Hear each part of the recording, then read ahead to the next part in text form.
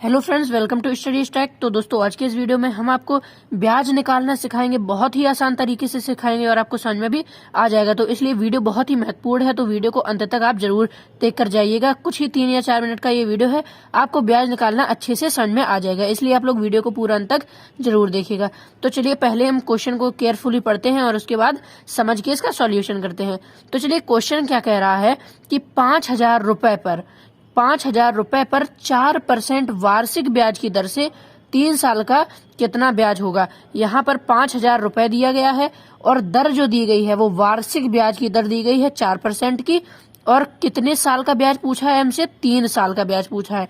तो चलिए अब हम इसको कैसे करेंगे सीखते हैं। तो चलिए हम इसका अब क्या सॉल्यूशन करते हैं। तो कैसे करेंगे, अब ये जो 5,000 रुपए है ये होता है मूलधन, मतलब जितने रुपए दिए हैं। मान लीजिए 5,000 रुपए आपने किसी से उधार लिए हैं, तो ये क्या हो गया, मूलधन हो गया। और 4% वार्षिक ब्याज की दर हो गई कि आप 5,000 का 4% जो है वो वार्षिक ब्याज की दर से उसको ब्याज देंगे। और जो समय है, मतलब कितने साल का ब्याज देना है, तो 3 साल का, मतलब 3 वर्ष का ब्याज देना है। तो ये क्या हो गया, समय हो गया। तो चलिए अब साधारण ब्याज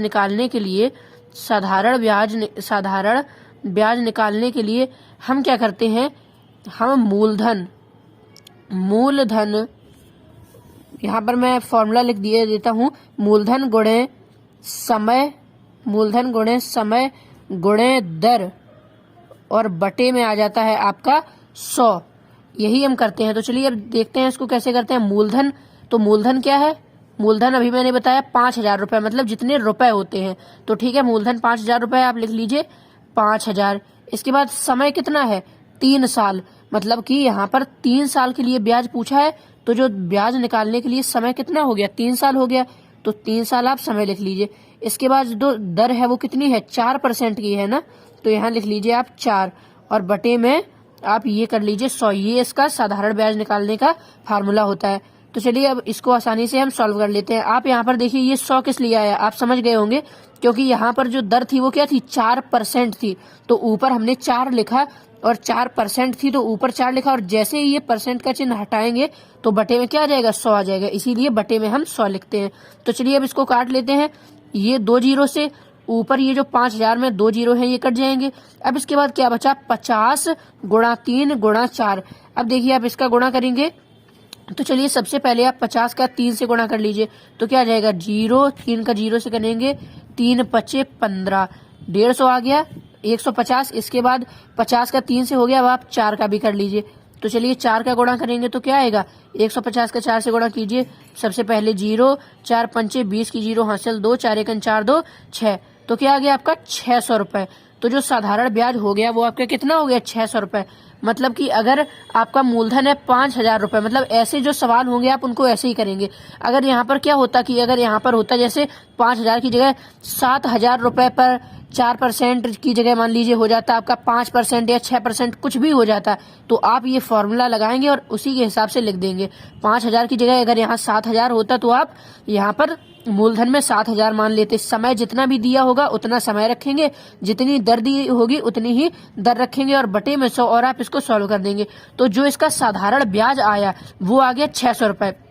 ठीक है। अब अगर आपसे कोई कहे कि ये तो आपका साधारण ब्याज आ गया, अब आपने मान लीजिए किसी से 5,000 रुपए उधार लिए हैं 4% वार्षिक ब्याज की दर से, तो 3 साल का जो ब्याज आया वो कितना आ गया, 600 रुपए। अब आप 3 साल बाद उसको कितने रुपए लौटाएंगे, तो अब लौटाने के लिए आप क्या करेंगे, आप जो मूलधन होगा, मतलब जितने रुपए आपने किसी से उधार लिए हैं, जब आप उसको लौटाएंगे तो उतना तो देंगे ही, और साथ में ये जो ब्याज है ये भी देंगे। तो अगर कोई ये कहे कि आप उसको कितने रुपए लौटाएंगे, यहाँ तो केवल ब्याज पूछा है तो ब्याज आ गया 600 रुपए।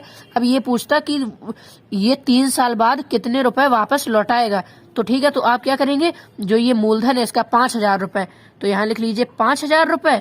5,000 रुपए तो इसका मूलधन है, मतलब उधार लिए ही थे, और जो 600 रुपए आए ये क्या आ गया, इसका ब्याज आ गया। तो जब आप मूलधन में ये ब्याज को जोड़ लेंगे तो देखिए 0 0 ये आ गया 6, ये क्या आ गया 5600, मतलब 5,600 आ गया। तो ये जो 5,600 रुपए है ये आपको लौटाने हैं, तो उसका जो ब्याज है वो 600 आ गया। और अगर आपसे कोई कहे कि कितने लौटाने हैं, इसको बोलते हैं मिश्र धन, कि मतलब आपने किसी से 5,000 रुपए उधार लिए हैं, उसके बाद आप उसको कितना लौटाएंगे तो आप उसको जो मूलधन होगा उसमें जो ब्याज आया होगा ना, तो मूलधन में ब्याज को भी प्लस कर देंगे। देखिए 5,000 मूलधन था, 600 ब्याज था, तो जब 5,000 में 600 को प्लस कर दिया तो ये हमारा क्या आ गया, मिश्र धन, मतलब इतने रुपए आपको लौटाने हैं। तो यही क्या हो जाएगा, आपका आंसर हो जाएगा। तो आशा करता हूँ कि आपको ये समझ में आ गया होगा कि साधारण ब्याज कैसे निकाला जाता है। तो दोस्तों अगर आपको ये वीडियो अच्छा लगा हो तो प्लीज दोस्तों वीडियो को लाइक जरूर करें। चैनल पर पहली बार आए हैं तो चैनल को सब्सक्राइब करने के साथ साथ बेल नोटिफिकेशन को ऑल पर सेट कर दें, ताकि हम आपके लिए रोज ऐसी वीडियोस अपलोड करते रहते हैं तो उनका नोटिफिकेशन आप तक पहुंचता रहे। तो चलिए अब आपसे मिलते हैं अगले वीडियो में। Thank you.